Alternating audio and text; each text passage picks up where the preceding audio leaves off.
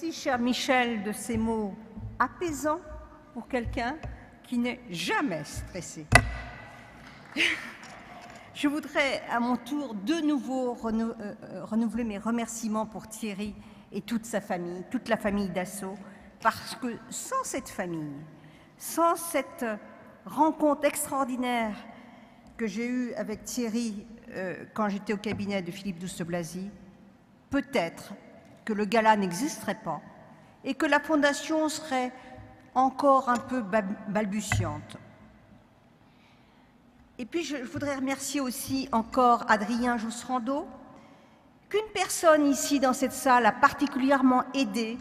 Je veux parler de Marianne Monchamp, alors qu'elle occupait des fonctions de ministre dans le gouvernement précédent et qui a toujours considéré que le handicap ne devait pas être un handicap à l'insertion professionnelle, ni à l'insertion sociale, tout simplement.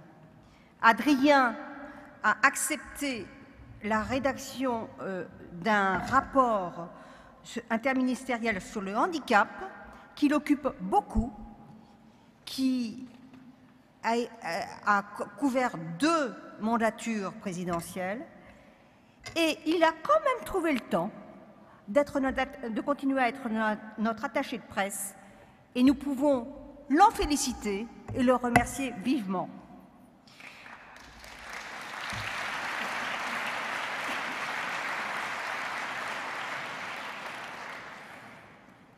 Je remercie aussi particulièrement et chaleureusement Marie-Hélène Habert, qui aussi fait tout pour faciliter le gala et nous aider aussi bien financièrement que psychologiquement.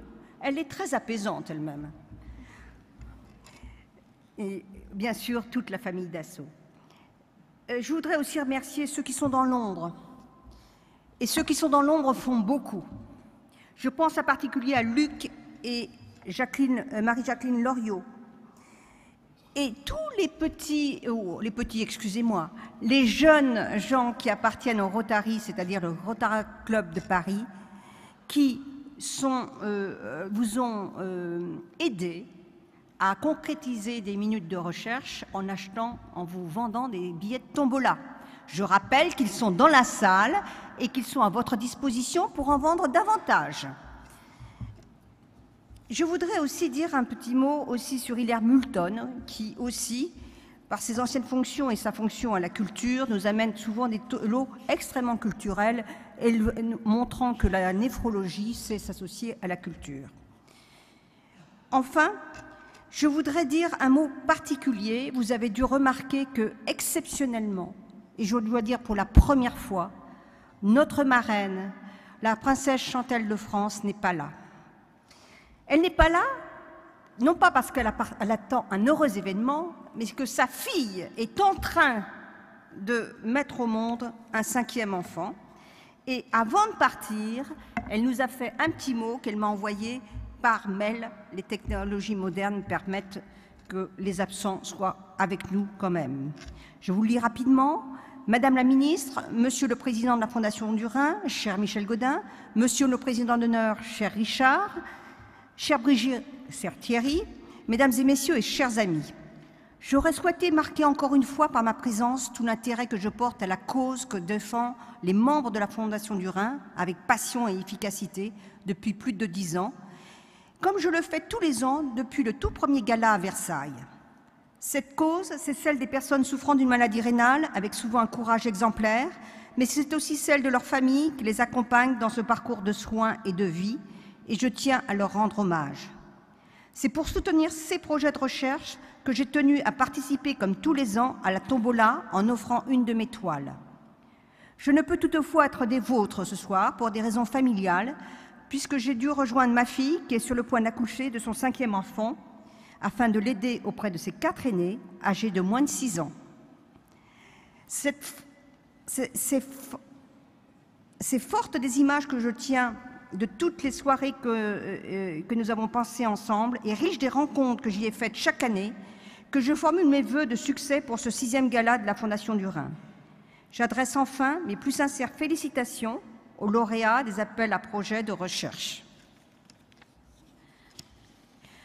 Enfin, je voudrais dire des mots plus personnels au sujet d'un ami qui nous a accompagnés depuis la création de la Fondation du Rhin et qui nous a quittés récemment. Je veux parler de Michel Caldaguès. Michel Caldaguès était un gaulliste historique, ancien résistant dès l'âge de 17 ans, ancien député, ancien sénateur, l'ancien premier président du conseil municipal de Paris et dernier président du conseil de Paris, maire du 1er arrondissement de Paris pendant près de 20 ans. C'est lui certainement qui m'a donné par son exemple le sens de l'intérêt général et du service de l'État. Michel souffrait depuis des années d'une insuffisance rénale chronique. Malgré ses hautes fonctions, il n'a jamais hésité à venir témoigner de l'importance de la prévention des maladies rénales et de la détection précoce de ces maladies, en intervenant et en soutenant la Fondation du Rhin dès sa création. Certains d'entre vous se souviennent de lui à Versailles en 2003. Il nous a quittés récemment et c'est à lui que nous dédions cette soirée de gala. Et je voudrais dire toute mon affection à sa belle-fille ici présente, Florence, et à ses deux petits-fils qui lui ressemblent tant, Paul et Hubert. Voilà.